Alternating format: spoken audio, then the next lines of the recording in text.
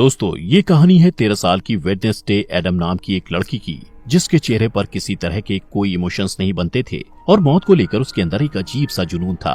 वो सोचा करती थी कि मरने के बाद इंसान कहाँ जाता है और उसका क्या होता है। इसी वजह से उसे अक्सर काले और सफेद रंग के कपड़े पहनना ज्यादा पसंद था। उसे देखकर सबको अजीब सा लगता, जैसे कि वो इस दुनिया की ही ना हो। तो चलिए जानते हैं कि आखिर वो लड़की ऐसी क्यों थी। तो कहानी की शुरुआत में वेडनेसडे को एक स्कूल में दिखाया जाता है, जहां वो अपनी डरावनी आंखों के साथ बरामदे में चल रही थी। वहीं बाकी सब लोग उसे घूर घूर कर देख रहे थे। जब वेडनेसडे अपना लॉकर खोलती है तो उसके अंदर उसे अपना भाई बंधा हुआ दिखाई देता है, जिसके मुंह में एक सेब था।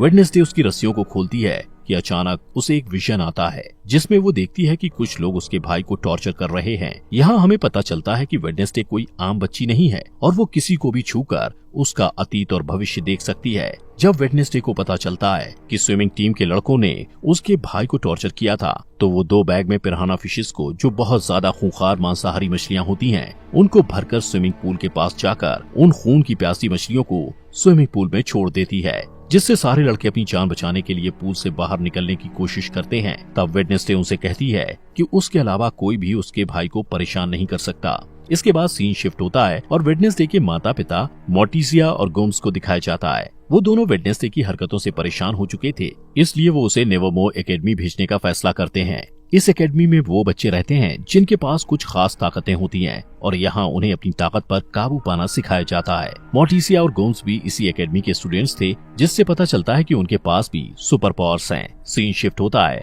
और एक लड़के एम्बार्क्स को दिखाया जाता है, जो एक हाइकर था। वो नेवरमोर एकेडमी के पास वाले जंगल में अकेला चला जाता है। वो जंगल में एक जगह रुककर आराम कर रहा होता है कि अचानक एक अनजान क्रिएचर उस पर हमला कर देता है और उसे मार देता है। उस एरिया के एक पुलिस को उसकी जख्मी बॉडी मिलती है और वो आसपास की जांच करता है। यहाँ पता चलता है कि ये पहला हादसा नहीं था, बल्कि इससे पहले भी ऐसे कई हादसे यहाँ हो चुके हैं। दूसरी तरफ वेडनेसडे एकेडमी में जाती है और वहाँ की प्रिंसिपल लैरिसा वीम्स से मिलती है, जो उस एकेडमी को चलाती हैं। लैरिसा उसे रूममेट्स एनेट से मिलवाती है। एनेट एक वेयरवुल्फ थी और हर मामले में वेडनेसडे से पूरी तरह अलग थी। एनेट को रंग बहुत पसंद थे और उसने अपने साइड के कमरे को अलग अलग रंगों से सजा रखा था, जबकि वेडनेसडे को काली और डार्क रंग की चीजें पसंद थी। बाद में एनेट वेडनेसडे को एकेडमी में घुमाती है और वहाँ के मेन ग्रुप फैंग्स, फर्स, स्टोनर्स और स्केल्स के बारे में बताती है। फैंग्स के ग्रुप में वैम्पायर्स होते हैं, फर्स्ट ग्रुप में वेयरवुल्फ होते हैं और स्टोनर्स पत्थर में बदल सकते हैं और उनके सर पर सांप होते हैं। वहीं स्केल्स में जल परियां होती हैं, जो लोगों के साथ आसानी से हेर फेर कर सकती हैं। एनेट वेडनेसडे को सबसे पॉपुलर लड़की बायंसा बार्कले के बारे में बताती है, जो बहुत ही खूबसूरत जल परी थी। बायंसा का एक एक्स बॉयफ्रेंड ज़ेवियर थॉप भी उस एकेडमी में होता है, जो अपनी ड्राइंग को असलियत में बदल सकता है। इसके बाद वेडनेसडे के माता पिता वहाँ से चले जाते हैं, लेकिन जाने से पहले वेडनेसडे के पिता उस पर नजर रखने के लिए एक कटा हुआ हाथ वहाँ छोड़ देते हैं, जो जिंदा होता है और उसे थिंक कहा जाता है। इसके बाद वेडनेसडे तलवारबाजी की क्लास में जाती है और वहाँ बायंसा के खिलाफ लड़ने के लिए तैयार हो जाती है। बायंसा और वेडनेसडे के बीच जबरदस्त लड़ाई शुरू होती है और दोनों बराबर पॉइंट पर होते हैं। इसके बाद बायंसा कहती है कि वो बिना किसी हेलमेट के ये गेम खेलना चाहती है और ये गेम तब खत्म होगा जब दोनों में से किसी एक के शरीर से खून निकलेगा। दोनों के बीच फिर से लड़ाई शुरू होती है और दोनों एक दूसरे के ऊपर वार पे वार करते हैं। बायंसा वेडनेसडे पर वार करती है और उसके सर के बाएं तरफ एक कट लग जाता है, जिससे वेडनेसडे के सर से खून निकलने लगता है। इस तरह बायंसा जीत जाती है। वेडनेसडे को चोट पर मरहम लगाने के लिए ले जाया जाता है। जैसे ही वेडनेसडे पट्टी लगवाकर बाहर निकलती है, ऊपर से बर्ड के आकार का एक बड़ा पत्थर उसके ऊपर गिरने वाला होता है, लेकिन उसी वक्त ज़ेवियर उसे धक्का देकर बचा लेता है। कुछ देर बाद वेडनेसडे अपने कमरे में वापस आती है तो उसे महसूस होता है कि कमरे में कोई है और उस पर नजर रख रहा है। वो कमरे को चेक करती है और बेडशीट के नीचे उसे थिंग मिल जाता है। वेडनेसडे समझ जाती कि ये उसके माता पिता का काम है, इसलिए वो थिंग से कहती है कि उसे उसका साथ देना होगा, वरना वो उसे ड्रॉर में बंद कर देगी। थिंग डर जाता है और उससे वादा करता है कि वो वेडनेसडे के साथ गद्दारी नहीं करेगा। वेडनेसडे ने जो पिराना वाला प्रैंक किया था, उस वजह से उसे दिमागी डॉक्टर के पास ले जाया जाता है। लैरिसा उसे नेवरमोर एकेडमी के पास ही एक छोटे से शहर जेरिको में जांच के लिए लेकर जाती है। वेडनेसडे अपनी थेरेपिस्ट से मिलती है, लेकिन उसे किसी के बारे में कुछ भी नहीं बताती। उसके दिमाग में एक प्लान आता है और वो बाथरूम से जाने के बहाने खिड़की से निकलकर भाग जाती है। इस बीच वो एक आदमी से टकरा जाती है और उसे एक विजन आता है, जहां वो देखती है उस आदमी की कार एक्सीडेंट में मौत होने वाली है। वेडनेसडे डर जाती है और रिलैक्स होने के लिए कॉफी शॉप में पहुंच जाती है। वहाँ उसकी मुलाकात पुलिस के बेटे टायलर से होती है, जो वहाँ कॉफी बेचने का काम करता है। टायलर अपनी एस्प्रेसो मशीन को ठीक करने की कोशिश कर रहा होता है, लेकिन उसे कुछ समझ नहीं आता क्योंकि मशीन में जो इंस्ट्रक्शंस लिखे हुए थे वो इटालियन भाषा में थे। वेडनेसडे को इटालियन पढ़ना आता था, इसलिए वो आसानी से मशीन को ठीक कर देती है और इसके बदले में वो उसे बस स्टेशन तक छोड़ने को कहती है। टायलर के कुछ कहने से पहले ही वहाँ वो लड़के आ जाते हैं जिन्होंने वेडनेसडे के भाई को टॉर्चर किया था। वो लोग वेडनेसडे को भी परेशान करने लगते हैं। पहले वेडनेसडे उन्हें नजरअंदाज करने की कोशिश करती है, लेकिन जब बर्दाश्त नहीं होता तो वो उन्हें मारने लगती है। कुछ ही समय में लरिसा पुलिस के साथ वहाँ आ जाती है और वहाँ की हालत देखकर उससे गुस्सा आता है और वो वेडनेसडे को डांटती है। इसके बाद वो लोग नेवरमोर एकेडमी जाने के लिए निकल जाते हैं। रास्ते में उन्हें एक टूटी फूटी कार दिखाई देती है जिसका एक्सीडेंट हो गया था और उस कार में वही आदमी था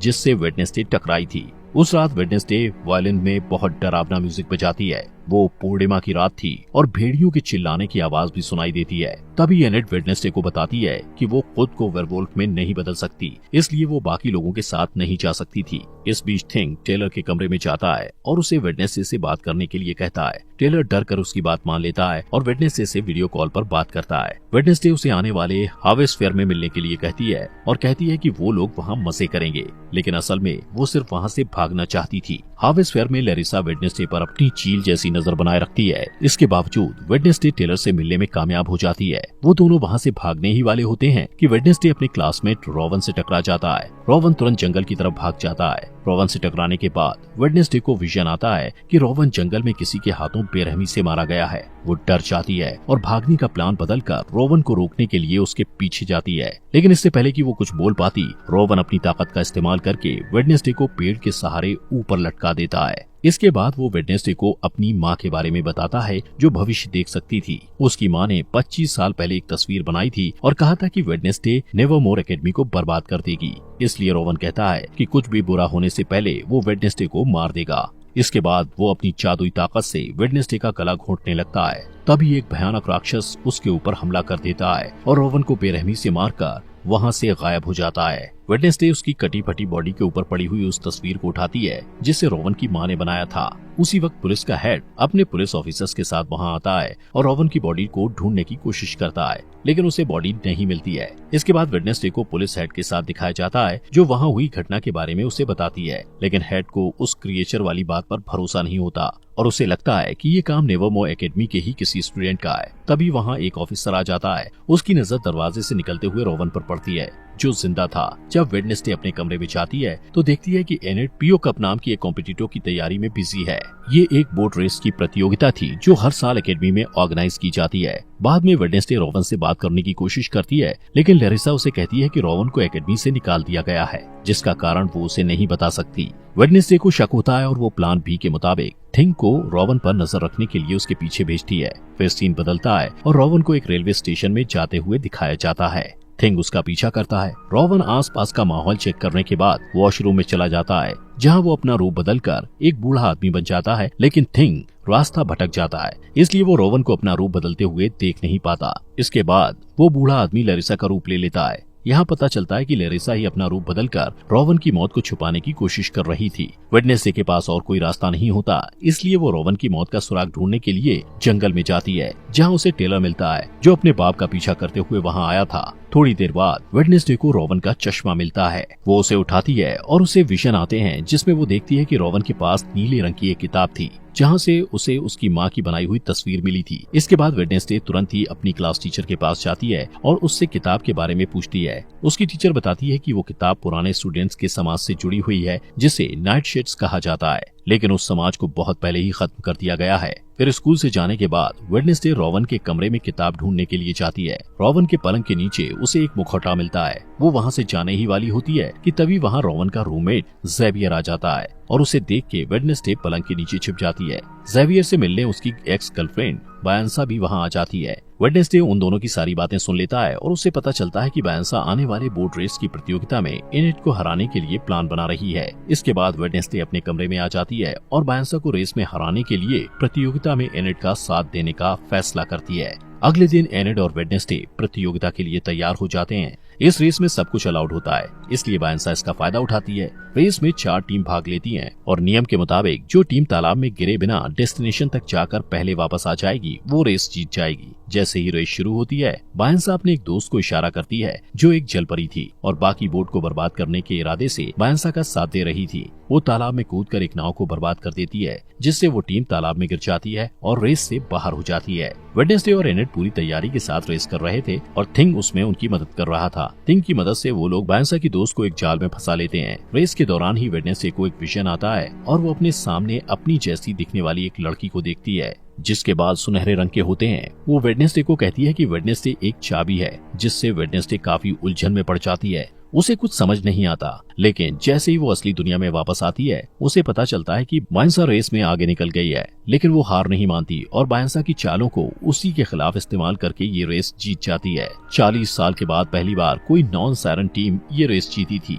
लैरिसा एनेट को पीओ कप ट्रॉफी देती है, लेकिन वेडनेसडे को ज्यादा अटेंशन पसंद नहीं था, इसलिए वो वहाँ से चली जाती है। वो नेवरमोर एकेडमी के पुराने स्टूडेंट एडगर एलन पो की मूर्ति के पास जाती है और अचानक उसकी नजर उस मूर्ति के हाथ में रखी पत्थर की किताब पर जाती है, जिसके नीचे उसे एक निशान दिखाई देता है। वो निशान ठीक वैसा ही था जो उस तस्वीर में बना हुआ था, जिसे रोवन ने मरने से पहले उसे दिया था। उस बुक में वेडनेसडे को कुछ पहेलियां मिलती हैं, जिसे वो तुरंत सुलझा लेती है और उसे एक सुराग मिलता है। उस सुराग में 2 बार चुटकियां बजाना होता है। जब वो 2 बार चुटकियां बजाती है तो अचानक एक छुपा हुआ बरामदा खुल जाता है, जहाँ एक गुप्त कमरा होता है। वहाँ वेडनेसडे को रोवन की किताब मिल जाती है, जिसमें रोवन ने तस्वीर को फाड़कर निकाला था। वो उस किताब को अपने बैग में रखती है, लेकिन इससे पहले कि वो आगे जा पाती, कोई उसके सिर को एक काले कपड़े से ढक देता है। थोड़ी देर बाद जब काले कपड़े को हटाया जाता है, तब वो देखती है कि बायंसा, ज़ेवियर और कुछ स्टूडेंट्स उसे घेर कर खड़े हुए हैं और ये सभी नाइटशेड्स के सदस्य हैं। यहाँ पता चलता है कि लैरिसा ने उनके ग्रुप को खत्म किया था। इसके बाद ज़ेवियर उसे अपने ग्रुप में शामिल होने के लिए कहता है, लेकिन वेडनेसडे मना कर देती है और वहाँ से चली जाती है। इसके बाद लैरिसा को दिखाया जाता है, जो आउटरीच डे के बारे में घोषणा करती है, जहाँ एकेडमी के सारे स्टूडेंट्स को शहर के आम लोगों से मिलना जुलना होता है और उनके साथ काम करना होता है। इन लोगों को नॉमीज कहा जाता है। जब वो लोग शहर पहुंचते हैं, तब वेडनेसडे ज़ेवियर को बताती है कि उसके रूममेट की मौत हो चुकी है, लेकिन उसे इस बात पर भरोसा नहीं होता है और वो कहता है कि रोवन की मौत नहीं हो सकती, उसे बस एकेडमी से निकाल दिया गया है। इसके बाद वेडनेसडे उसे वो तस्वीर दिखाती है जो रोवन की माँ ने बनाई थी। ज़ेवियर उस तस्वीर को करीब से देखता है और कहता है कि इस तस्वीर में जो आदमी है, उसने जेरिको शहर को बसाया था और उसका नाम जोसेफ क्रैकस्टोन है। थोड़ी देर बाद वेडनेसडे पिलग्रिम वर्ल्ड में जाने का फैसला करती है, जहां जेरिको के इतिहास के बारे में पता चलता है। वहां वेडनेसडे यूगिन नाम के लड़के से मिलती है, जो मधुमक्खी पालने वाले क्लब में उससे पहले मिल चुका था और दोनों की दोस्ती भी हो गई थी। वो दोनों बातें करने लगते हैं और आसपास की चीजों को देखते हैं। इसके बाद सारे स्टूडेंट्स वहाँ की केयरटेकर अर्लिन से मिलते हैं, जो उन्हें पिलग्रिम वर्ल्ड घुमाते हुए जोसेफ क्रैकस्टोन की कलाकृतियों के बारे में बताती है। वेडनेसडे को ये सारी बातें इंटरेस्टिंग लगती हैं और वो अर्लिन से उसके बारे में और जानना चाहती है। अर्लिन बताती है कि उनके पास जोसेफ क्रैकस्टोन के खेतों में इस्तेमाल किए जाने वाले औजार, खाने पीने के बर्तन और फैमिली रूम्स भी हैं। वेडनेसडे कहती है वो यहाँ काम करना चाहती है, लेकिन अर्लिन कहती है कि उसे रेनोवेट किया जा रहा है, इसलिए वो वहाँ काम नहीं कर सकती है और कहती है वो सब ये ओल्ड वजरी में काम करेंगे और घूमने आए हुए लोगों को केक बांटेंगे। बाद में वेडनेसडे और यूगिन क्रैकस्टोन के फैमिली रूम में घुस जाते हैं। वहाँ वेडनेसडे को एक तस्वीर मिलती है, जिसमें वो लड़की भी होती है जिसे वेडनेसडे ने अपने विजन में देखा था। थोड़ी देर बाद उसे वो किताब भी मिल जाती है जो उस लड़की ने पकड़ी होती है। वेडनेसडे देखती है कि उस किताब के सारे पन्ने खाली हैं, इसलिए उसे शक होता है कि ये किताब नकली है। तभी वहाँ यूगिन के साथ अर्लिन आ जाती है और उसे पकड़ लेती है। वेडनेसडे उससे असली किताब के बारे में पूछती है, तब अर्लिन झिझकते हुए बताती है कि 1 महीने पहले वो किताब चोरी हो गई थी।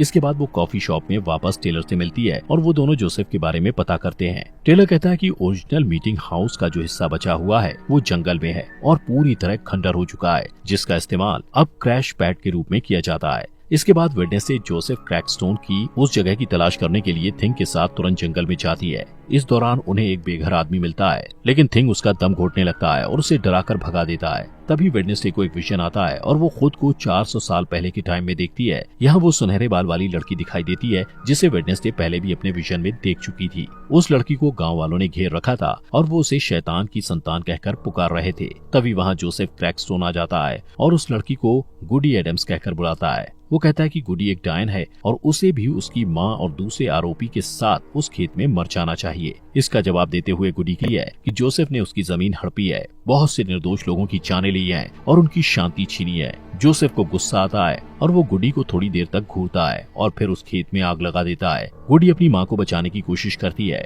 लेकिन उसकी सारी कोशिशें बेकार हो जाती हैं। जब कोई उम्मीद नहीं बचती तो वो एक गुप्त दरवाजे से निकलकर वहाँ से भाग जाती है। वेडनेसडे वहाँ छुपकर ये सब कुछ देख रही थी। गुडी जल्द ही वेडनेसडे के पास आती है और कहती है कि जोसेफ अपनी ये लड़ाई तब तक नहीं रोकेगा जब तक वो सबको मार नहीं देगा। इस खुलासे के बाद वेडनेसडे असली दुनिया में आ जाती है। वो थिंग को सब कुछ बताती है जो उसने अभी अभी देखा था। उनकी बात खत्म भी नहीं होती कि अचानक उन्हें वही भयानक राक्षस नजर आता है जिसने रॉबन को मारा था। उसी वक्त बारिश होने लगती है। वेडनेसडे बारिश में भीगते हुए उसके पीछे भागती है, लेकिन वो बहुत आगे निकल जाता है। वेडनेसडे उसके पैरों के निशान का पीछा करती है, लेकिन अचानक वो निशान इंसान के पैर के निशान में बदल जाते हैं, जिससे पता चलता है कि वो राक्षस कोई इंसान ही है। तभी वेडनेसडे ज़ेवियर से टकरा जाती है और उसे सब कुछ बताती है जो उसने देखा था। ज़ेवियर उन पैरों के निशान को देखना चाहता है, लेकिन बारिश के कारण पैरों के निशान मिट जाते हैं। अगले दिन शहर में जोसेफ क्रैकस्टोन की नई मूर्ति के उद्घाटन के लिए सब लोगों को इकट्ठा किया जाता है। वेडनेसडे जेरिको के मार्चिंग बैंड के साथ डोंट स्टॉप का म्यूजिक प्ले करती है और शहर के मेयर और प्रिंसिपल लैरिसा मूर्ति का उद्घाटन करते हैं। लेकिन तभी